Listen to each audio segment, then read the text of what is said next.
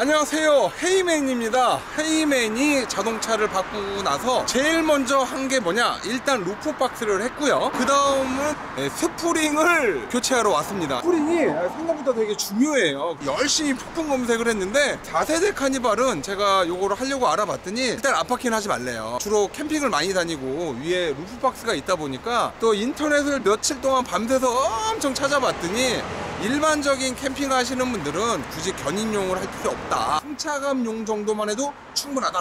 이 견인용을 했다가는 이제 평소에는 돌격 자세를 취하고 있기 때문에 조금 불편하다.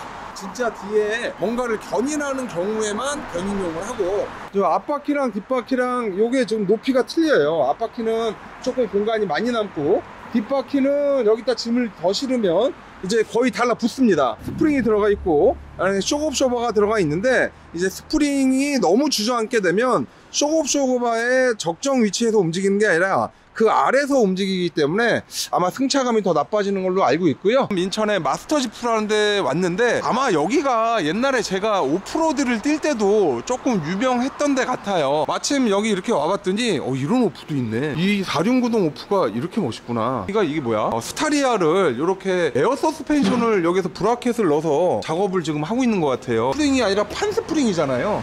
네, 밴들은 다 5밴이나 3밴은 판스프링으로 되어 있는데, 이제 하중을 많이 실는 분들은 판스프링을 더 보강을 하죠. 튀어요, 평상시 때는. 아, 평상시에. 네. 승차감이 별로 안 좋죠. 짐을 많이 실지 않는 분들은 판스프링을 더 보강을 하는 게 불편한 거죠. 더 올라가 버리고 튀고. 그러면 요거는 지금 이 뭐예요? 이게 뭐 이상한 게 하나 있네요. 이건 에어 슬리브 백이라고 하는 겁니다. 이제 이걸 브라켓을 이렇게 크게 만들지 않아도 되는데, 차에 구멍을 뚫지 않고 원래 있던 구멍들을 활용을 해서. 일종의 에어 스프링인가요? 그럼 이게요? 이거는 이제 에어 스프링인데 에어 슬리브 백이라고 말씀드릴 수 있고요. 옆으로 일정 구간 퍼지면 더 이상 퍼지진 않고 상하로 운동을 할 수 있게끔 되어 있습니다. 그러면 요게 에어로 되면은 에어 탱크가 있어야 되는 건가요?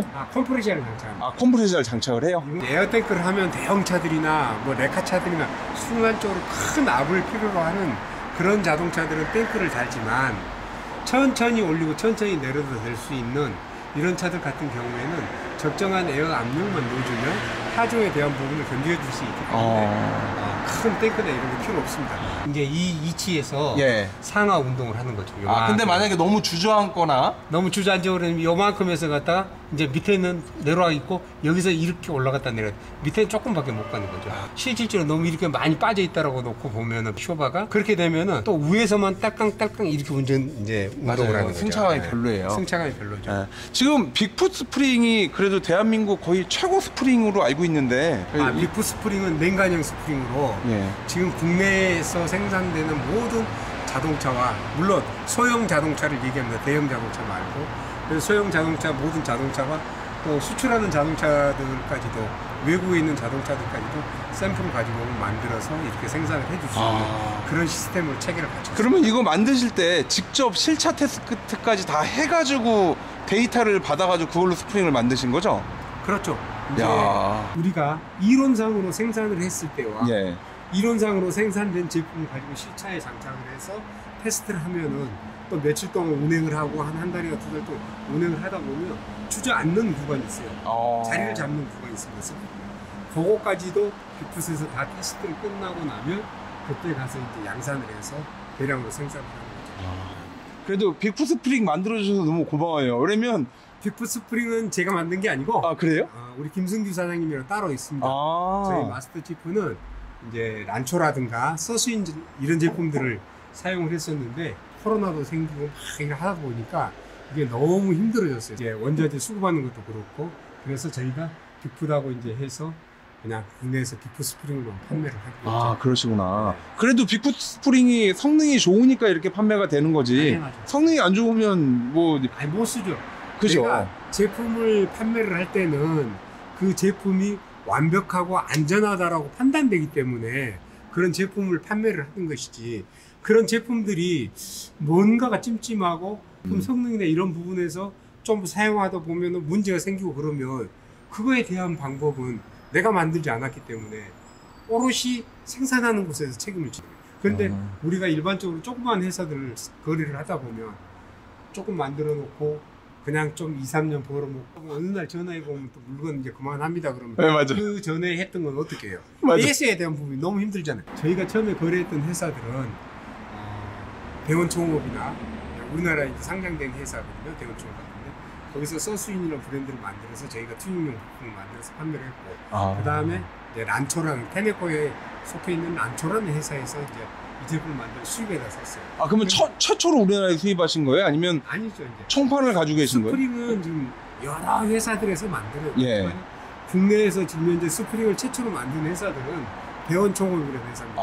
현대자동차보다 더 역사가 깊은 대원총업에서 코일 스프링이든 판 스프링이든 대량으로 거기는 갖다가 만들고 전 세계 모든 자동차들의 서스펜션 부품들을 만들고 있는 회사예요. 그래서 그 회사에 우리가 딜러죠. 코리아 딜러.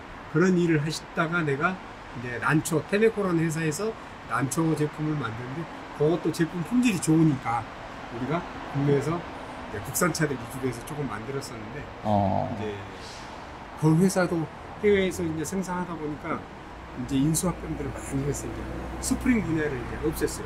그러다 보니까 이제 저희가 그 순간에 이제 빅풋과 연결해서 계속 빅풋 제품을 가져왔습니다. 아니 저는 지금까지 그랬지만 앞으로도 요 카니발을 사거나 조금 내가 뭐 짐을 많이 실는다거나 그랬을 때는 웬만하면 스프링은 좀 바꾸는 걸 추천을 드리고 싶어요. 생각보다 스프링이 물는 경우가 너무 많아요. 그러지 않아요? 요게 스토퍼라고 하는 거거든요. 우리가 카니발 같은 경우에 이게 코일 스프링 안에가 들어있죠. 이게. 예, 맞아요. 코일 스프링 안에가 들어있는 타입인데 얘 같은 경우에는 지금 현재 엑셀에 달려 있어요. 그러면 요 코일 스프링 안에 들어있지만 위에 쪽에서 밑으로 내려오게끔 돼 있어요. 예. 근데 밑에가 공간이 세차라고 하더라도 보통 한 15mm 정도밖에 여유가 없어요. 그럼 이제 스토퍼가 닿으면은 이런 식으로 줄어들죠. 스토퍼 자체도. 이런 역할을 줄어드는 역할이 있어서 밑으로 내려오는 게 한 35mm 정도밖에 공간이 없어요. 빈 차라고 봤을 때. 하면은 근데 뒤에 사람이 닿다면 이 스토퍼가 딱 붙어갖고 있는 거야. 그 맞아요. 네. 그걸 붙어갖고 있다 보니까 올라가는 것은 올라가지만요. 내려가는 것이 안 내려가다 보니까 뒤에 타는 사람은 툭툭 치기도 하고 멀미도 나고 울렁거리고 또 이 쇼크업 쇼바 자체가 이런 제품을 엑소마켓 제품들을 사용하면은 리바운드 할 때 잘 잡아주기 때문에 롤링이라든가 순간적으로 피칭 같은 거 이런 것들이 많이 줄어들거든요. 근데 우리 차 타고 막 가다가 브레이크 팍 잡으면 저건 힐베이스가 이제 RV라서 좀 기니까 그죠. 그나마 덜하지만 팍팍 보면 네, 맞아요. 그렇게 딱 잡으면 좀 빨리 잡는다 그러면 앞으로 팍 차고 앞으로 쑥 들어간단 말이에요. 그거는 뭐냐면 뒤에서 이 쇼크업 쇼바가 차가 올라가는 걸 확 잡아줘야 되는데 못 잡아주니까 그런 현상이 생깁니다. 그래서 서스펜션의 중요성은 엄청난 건데도 우리 일반적으로 보편적으로 이렇게 얘기하는 게 뭐냐면 쇼바는 순정이 제일 좋아. 물론 순정 좋습니다. 안 터지고. 왜 안 터지냐? 밸브의 압력 같은 것들이 약하기 때문에 위로 오일이 새지가 않습니다. 그리고 또 얘는 승차감으로 세팅이 돼 있기 때문에 맞습니다. 차 주행 성능은 솔직히 아주 그냥 울렁울렁 말을 타요, 말을. 조금 운전하는 사람들은. 이제 판 스프링, 코일 스프링을 교체를 하셨으면 예. 지금은 순정일 때는 코일 스프링은 우리가 승차감을 잡아주는 게 아니고 코일 스프링은 쳐져 있는 그의 차고를 올려주는 역할을 하는 받쳐주는 역할만 한다고 생각하시면 돼요. 지금 현재 우리가 보편적으로 장착을 하고 있는 게 모노튜브 방식의 빌스테인이라든가 이제 복동식에 있는 란초 쇼바라든가 멀로 쇼바 이런 여러 종류의 쇼바들이 있어요. 국산 쇼바도 지금 현재 엄청 많이 나옵니다. 그런데 국산 쇼바가 나쁘다라고 말은 않겠어요. 하지만 국산 쇼바는 저희는 아마 취급을 하지 않습니다. 그 이유는 그냥 소비자들이 다 알아서 판단하시리라고 생각하지만 우리는 국산 쇼바를 하지 않았던 이유는 제가 국산 제품들을 만들어서 오프로드 자동차나 우리 그냥 평범하게 데일리로 타는 자동차들에 다 장착을 타봤어요. 문제는 아까 우리 맨 처음에 뭐 얘기했죠? 내구성과 AS에 대한 내구성이 절대 안 돼요.